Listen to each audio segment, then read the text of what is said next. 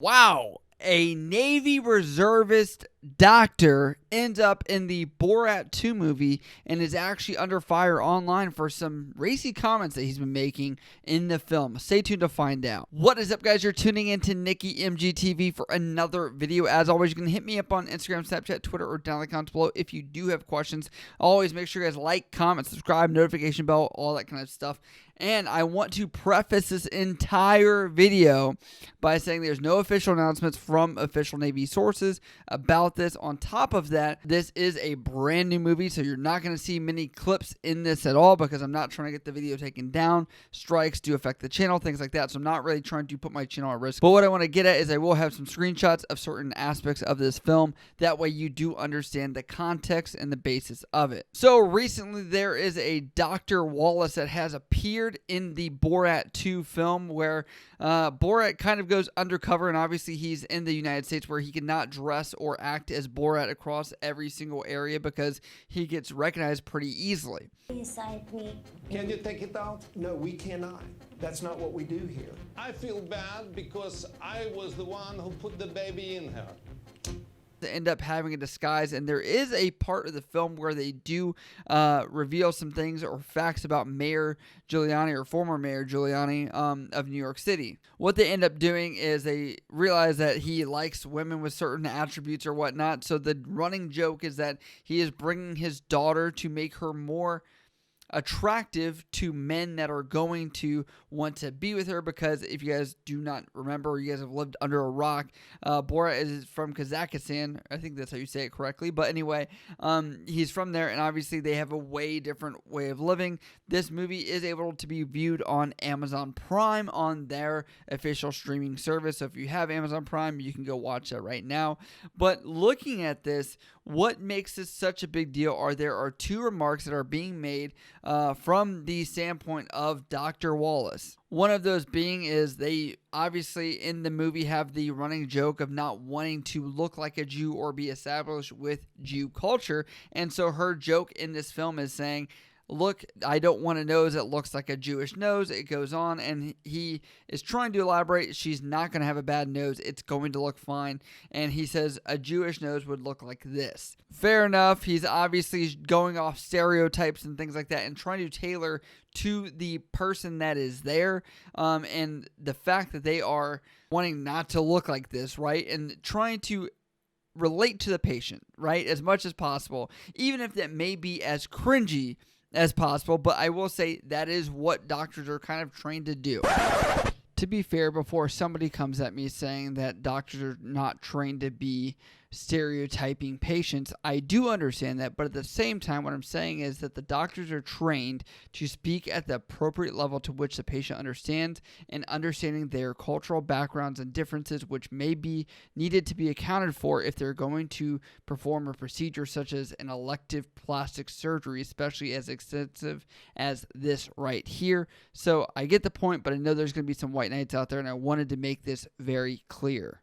Now, the next part, what I think is hard to describe, and I'll talk about context of this as well, is pretty much there is another question that this girl or his daughter asked during the film, in which she says, would you like to be with me, pretty much, essentially, and puts him in the awkward position where he adamantly looks at the floor or his desk, and he then says, if your dad wasn't here, I would probably do that, or I would do that. That is where it gets crazy, because at this point he is talking to a 15-year-old per what this is. And I want to give some context to this because he is a Navy reservist. He actually did swear into the military in 2016, in which he became a plastic surgeon for the military as a lieutenant commander 04, as they were scouting for higher trained talent to serve. There are a lot of specialists in different medical fields that we do not have very easily accessible, where sometimes we bring people in at higher ranks that have years and years of experience. I believe he's got over 20 years of experience doing this, so he would benefit from the Navy. We would benefit from him, and on top of that, he'd bring his experience without much cost to the Navy, and probably activate him from the reserves if there was a wartime thing, or if we needed him for something to do plastic surgery.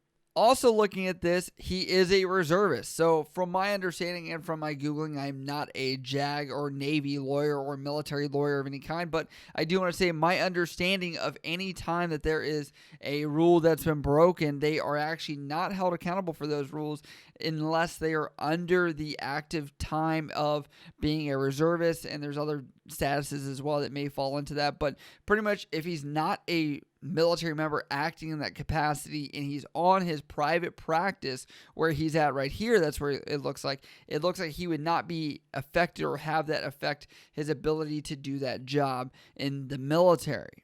Again, I know it's hard to defend this clip in this video because it seems like so cut and dry, but I do have to also give context that these are a mockumentary to create a level of uncomfortable situations, and also at the same time we have no idea what happens before or after that clip, before they start shooting the film. So to be fair, I want to give a little bit of benefit of the doubt for this because I don't understand why he would say it on camera. I really don't, but when I look at it, I have to give a fair critique of if you've ever known anyone that has been on a TV show, for example, everyone that has ever been on any kind of reality show or something like that, they will tell you what was filmed and when they were there was twisted and turned into something else. So I do feel like this could have been the same thing as well. So I know that this brings us to outrage of how could he say this and things like that.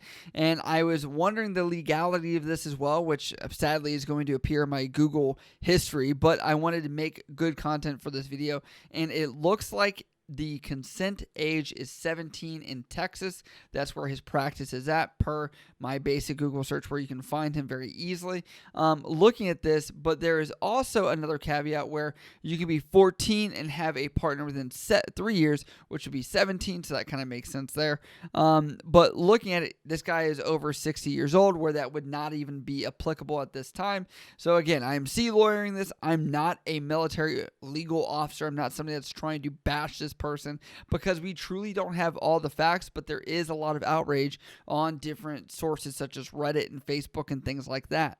Like I said, the military has not made any official statements on this matter, and pretty much what we're going off is a basic Google search for a plastic surgeon with a Dr. Wallace, which matches up pretty close, and they look very much alike, and that makes sense if you look at both these photos and how this came to be. So what this leads me to, because I really don't want to have a stance on this as my opinion, making this video, I think I stand in a very fine line where I don't want to air my opinion on this topic, but I think that should be known why I'm doing that. But anyway, I would love to know your guys' opinions down in the comments below. If you guys do have questions about this or anything else, you can always hit me up on Instagram, Snapchat, Twitter, or down in the comments below. I love you guys. I'll see you next time.